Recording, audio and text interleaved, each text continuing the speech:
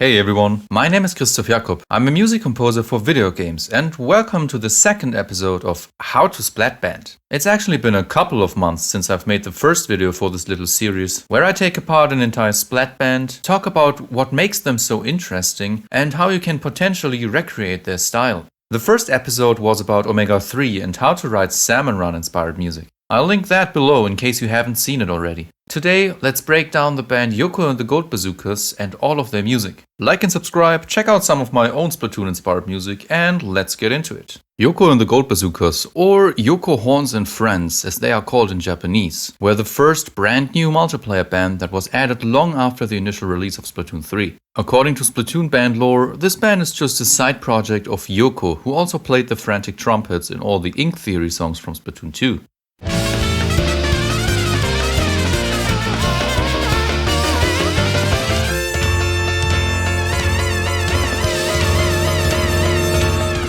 For Yoko and the Gold Bazookas, she teamed up with 6 other musicians, making this the largest band in the franchise. They've been added as part of the Drizzle Season 2023 update, and they are coming to the table with 3 songs: Ska-blam, Rockabilly Blues, and 3-Horn Circus.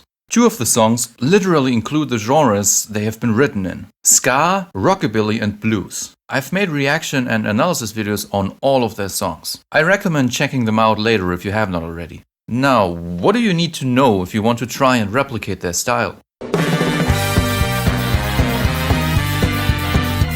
Just like last time, let's quickly go through a little preset that I've made. Since we're talking about ska and ska-inspired music genres, the drums and the overall groove of the piece of music are very important. I'm using a strong, yet a little dirty sounding kick drum, an acoustic kick drum.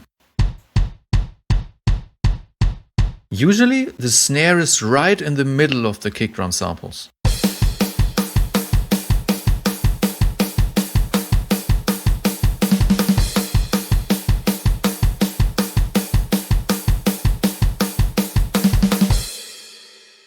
Both the crash cymbals and the hi-hats are fairly straightforward. For Yoko and the Gold Bazookas, they play a fairly minor role. One exception to that would be ska-blam, where there's a super fast hi-hat right in between the kick drum and the snare drum. To make it sound a little more jazzy overall, you can also add some toms.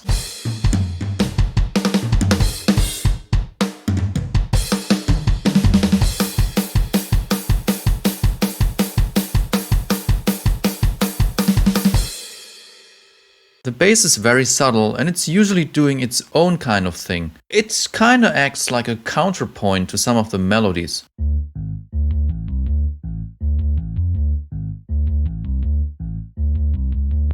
The alto sax, usually right in the center of the stereo image, is definitely the most prominent of the 3 brass instruments.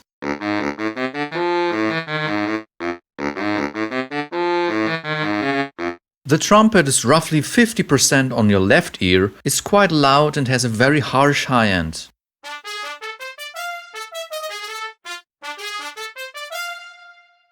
Similar to the trumpet, the trombone also has a fairly harsh high end. This instrument is not 50% on the left ear, but it's roughly 50% on the right ear.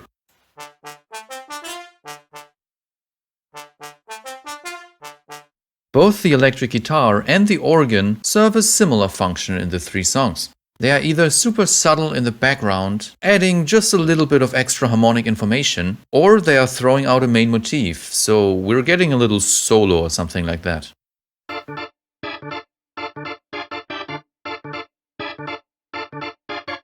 The vocals have been made by using some sort of Vocaloid effect. The vocals definitely don't really play that much of a major role in their music though. They are more in the background than you'd expect. Of course, feel free to add whatever you think the music might benefit from.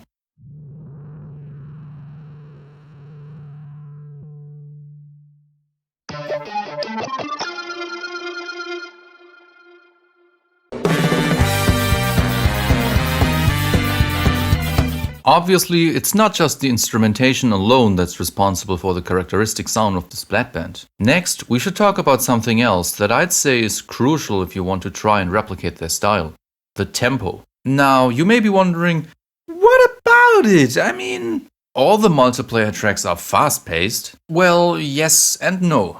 Most multiplayer tracks do have quite a high tempo. Triple Dip by Seaside, for example, has a tempo of 180 BPM.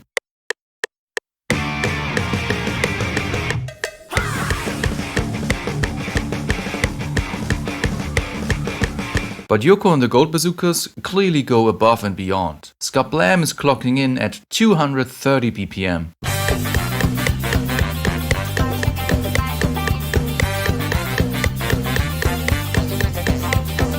Rockabilly Blues at 221 BPM.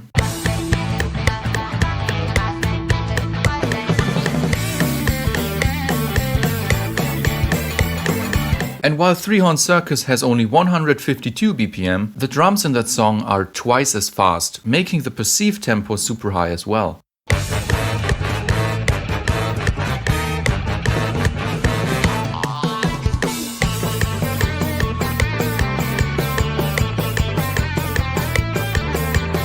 It's hard to say which one is the fastest out of the three. Judging from the BPM, it's ska-blam, but I think both the swing rhythm in Rockabilly Blues and the super fast drums in Three Horn Circus make all three songs seem equally as frantic and chaotic. Both the music genres ska and rockabilly, a style of rock and roll music, are known for having fast tempos as well as a focus on rhythm and groove, especially on the upbeats. It's not so much the focus clearly lies on the upbeats.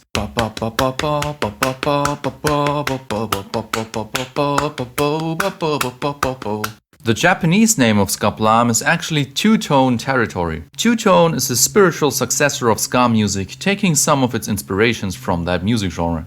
So if you want to remix a song or make an original piece of music in the style of Yoko and the Gold Bazookas, make sure to have a BPM value that's high, I'd say 200 plus at least. Or alternatively, like in Three Horn Circus or in one of my own remixes, double the tempo of the drums.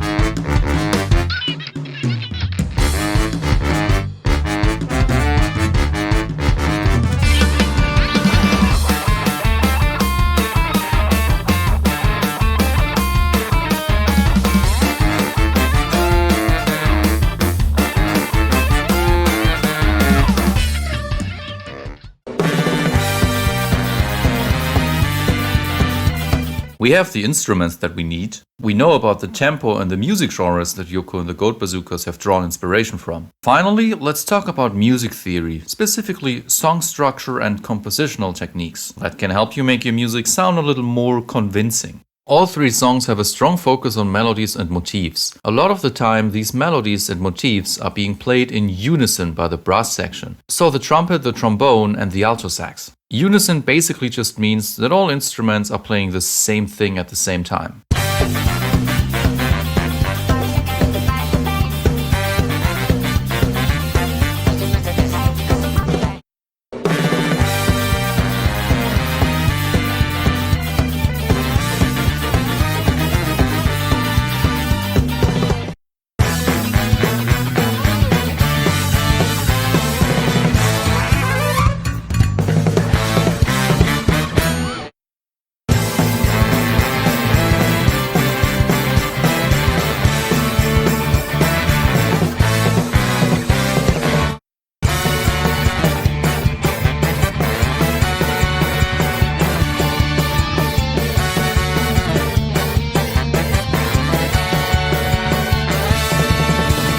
The motif that has been established is often referenced by some of the other instruments as well, like the organ in ska-blam and Three Horn Circus, for example. There usually comes a point where the alto sax is detached from the remaining brass instruments and plays its parts a little more freely.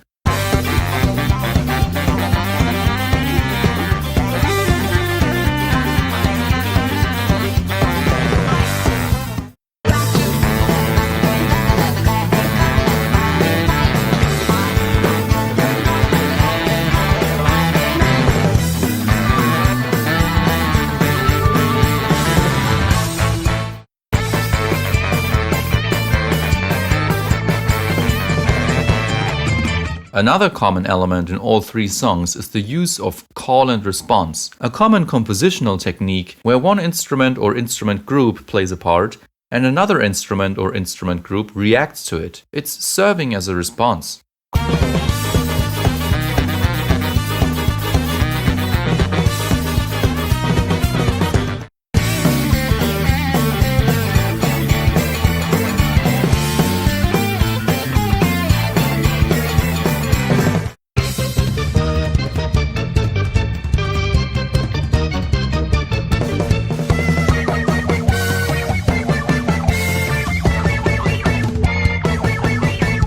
Chromaticism, especially chromatic ascents, seem to be an important part of their style as well. For those who don't know, chromatic basically just means going up or down without leaving out a single note.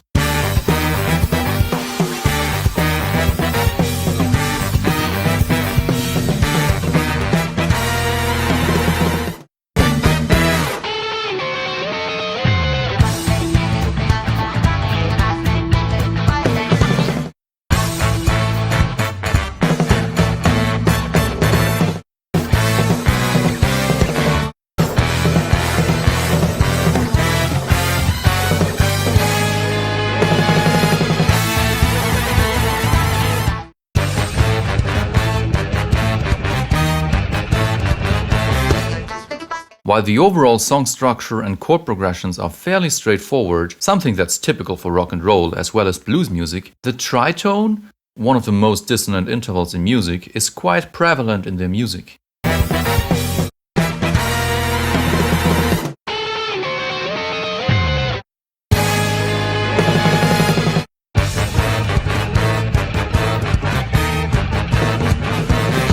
Let's take everything we just learned and try to create a short segment in Yoko and the Gold Bazookas style.